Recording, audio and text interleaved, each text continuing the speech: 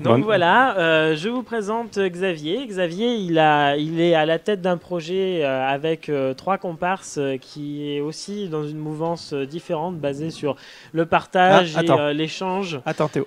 Non, c'est bon. Tu peux continuer. On m'a fait signe, mais c'était bon. Voilà, qui est donc la création d'un espace de coworking qui s'appelle Mutinerie, qui est à Paris. Donc peut-être que tu pourrais expliquer qu'est-ce que c'est que le coworking déjà ? Parce que c'est un concept que tout le monde ne connaît pas et pourtant... Alors le coworking, bienvenue d'abord au Geek Ferry, parce qu'avant de parler de coworking, on est quand même très heureux de vous accueillir ici dans une ambiance un petit peu délurée. Ah, ça commence bien en tout cas. Ça commence bien. On est à la cave. Pour l'instant, on est à la cave. Vous verrez les lieux, vous allez voir, c'est assez super. Donc en tout cas, on est ravis de voir cet envahissement geekesque à Mutinerie, parce que Mutinerie aime bien les trucs un peu rigolos et ça me paraît tout à fait dans le cadre. Je vois pas de quoi tu parles. Bon, on en discutera plus tard, alors il n'y a aucun problème. Non, donc c'est effectivement un plaisir pour plusieurs raisons. Donc je vais parler un petit peu de coworking pour dire ce que c'est que le coworking. Le coworking, un espace de coworking ici, vous allez découvrir cet espace un petit peu plus grand que cette cave-là, qui est un espace de travail partagé pour indépendants et entrepreneurs. En gros, l'idée c'est quoi ? C'est que plutôt que de travailler chez soi, tout seul, entre son canapé et son frigo, quand on est à son compte, de ne pas avoir de potes et de finalement finir en pyjama dégueulasse, à avoir rien accompli de son travail de la journée. Il faut partager la bière quand même. Tu peux venir ici en pyjama dégueulasse. Tu viens ici avec ton pyjama, ton Ou pack si de jamais bière. tu es un peu trop geek et que tu sais que tu vas avoir tendance à te détourner de ton travail pour faire des activités un petit peu plus obscures. Oui, mais absolument indispensable. Indispensable. Qui prennent de la place. Voilà, indispensable, mais pour ta santé mentale, mais trop d'indispensable pour ta santé mentale, ça devient une santé professionnelle un peu plus délicate. Là aussi, je vois pas du tout de quoi tu veux parler, je me sens pas concerné. Nous avons tous un geek au fond de nous-mêmes, dont je crois savoir de quoi on parle. Et des fois plusieurs, même. Et certainement C'est plusieurs. la soirée révélation là quand même. Voilà. Revenons au coworking. Alors, donc, du coup, le coworking, l'idée, plutôt que de bosser tout seul chez toi, tu peux venir retrouver d'autres gens comme toi qui sont dans la même situation, avec lesquels tu vas pouvoir partager pas mal de choses, ne serait-ce qu'un café, un repas et éventuellement beaucoup plus si affinité. Tu peux trouver ici ton mec, ta meuf. Tu connais Marcha du service communication?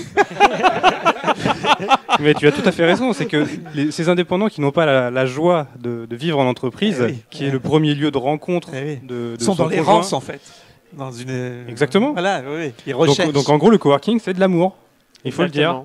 C'est pour ça qu'on a atterri là. C'est pour ça qu'on a atterri là. C'est de l'amour. Donc, Xavier, il a accepté un truc pas courant. C'est-à-dire que j'ai appelé en disant bonjour, on est une bande de fauchés, on a notre festival affilié à la rue, etc., etc., etc. Mais par contre, on a un super concept qui est trop bizarre et trop incompréhensible à expliquer au téléphone. Donc, je vais essayer de te le raconter quand même. Et puis, on va voir si tu arrives à réussir à déblayer si tu as un taré ou un malade mental au bout du fil. Et en fait, il a pris le risque d'essayer de comprendre et surtout de vouloir participer à l'idée que le projet se fasse. Et donc, alors, je peux vous dire que j'ai appelé un sacré paquet, un nombre de lieux, etc., que ce soit pour la recherche après la fermeture par surcharge de l'espace de l'Ormolou en 2012. Là, j'ai appelé beaucoup d'espaces. Il y avait du Châtelain, il y avait l'entrepreneur, il y avait du hangar, il y avait tout. On a essayé de tout. On a essayé de s'adresser à tout le monde en disant « Mais n'ayez pas peur, on est juste là pour parler de nos passions. Au final, on va pas faire juste oui, mais il se relance tout seul, c'est pas un souci. Voilà, c'est une respiration. Voilà. Et donc du coup, Xavier, lui, il a accepté de m'écouter au téléphone, ce qui déjà, c'était, waouh, mon Dieu, quelqu'un qui essaye, non seulement qui essaye. J'avoue que c'était pas facile. J'imagine. En plus, il paraît que je m'explique assez mal. J'ai vu nettement pire. T'inquiète pas. Non, c'était assez clair. Et du coup, il a accepté quand même de partir sur déjà un oui de principe, le temps de réfléchir. Donc nous, bien entendu, on s'est ouvert à d'autres opportunités, parce que l'idée est quand même que ça soit profitable à tout le monde, donc qu'on ne vienne pas les déranger sur une date. Parce qu'en plus, c'était un mois avant, en plus, histoire de faire ça. Oui, c'était il n'y a pas si longtemps que ça, au bout du compte, oui. C'était courant décembre. Ouais, c'était mi-décembre, je crois. Ouais, je crois que c'est ça. Ouais. Voilà, donc, en fait, c'était à 24 heures ou à 48 heures de la visite du château. Oui, on exactement. a visité le château de Celles-sur-Cher dont on vient de parler la veille ou l'avant-veille. Donc en fait, en 3 jours de temps, on a trouvé un lieu pour l'IRL, on a trouvé un lieu pour le the web. Voilà. Donc deux excellentes rencontres. Ouais. Et de fatigue. Bon, j'espère que tu ne regretteras pas d'avoir dit oui pour nous accueillir. J'espère qu'on sera à la hauteur de ce que tu as pu t'imaginer. Il est dubitatif. Tu as le droit d'attendre la fin pour répondre. À ce stade, je ne regrette rien. Les regrets, c'est pas notre truc. Donc non. Tant mieux parce que tu es en sous-effectif actuellement. Juste une question, Xavier, tu connaissais les Geek Ferries avant qu'ils t'appellent ou pas du tout? À ton avis?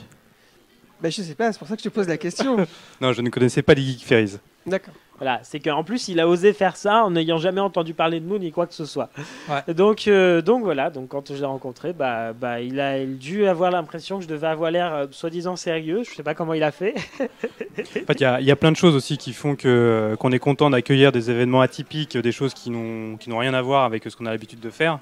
C'est que cet espace, il est là pour vibrer, il est là pour accueillir de la vie et du coup apporter une touche différente. Ça m'a paru tout à fait séduisant, en sachant que le côté geek qui existe réellement à Mutinerie n'est pas aussi exprimé que dans l'équipe que je vois ici. Nous a quand même amené à faire des sessions autour des jeux de plateau. On est plus modeste, on va pas encore très loin, mais les JDN aussi, c'est des choses qui peuvent nous intéresser. On a fait des jeux de rôle quand on était jeunes. Là tout à l'heure, s'il y a une session qui s'organise, il n'est pas dit que j'abandonne l'idée de rentrer chez moi pour dormir. Il y a une session qui va s'organiser. J'ai vu aussi. Geek on ne dort pas. Ta nuit est finie. C'est ça. Ta nuit est finie, voilà. Ça y est, tu t'es reposé, c'est bon. Merci. Vous me donnerez vos recettes de longévité. Il n'y a pas de secret. La drogue. Pas de secret. On cherche toujours, mais il n'y a pas de secret. Le secret de la longévité, c'est que la nuit est une journée en plus. Oui, voilà. C'est ça. En tout cas, je vais méditer là-dessus tout à l'heure.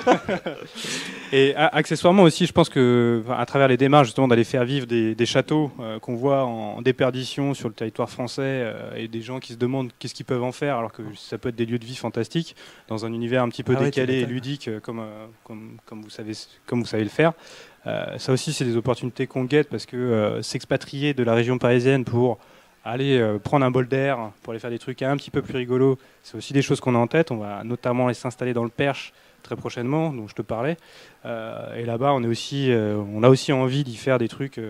Oh, mais il ne faut pas le dire trop fort. Hein. Je profite de cette occasion pour vous le dire. Je le dis justement. C'est cool. De toute façon, on viendra voir.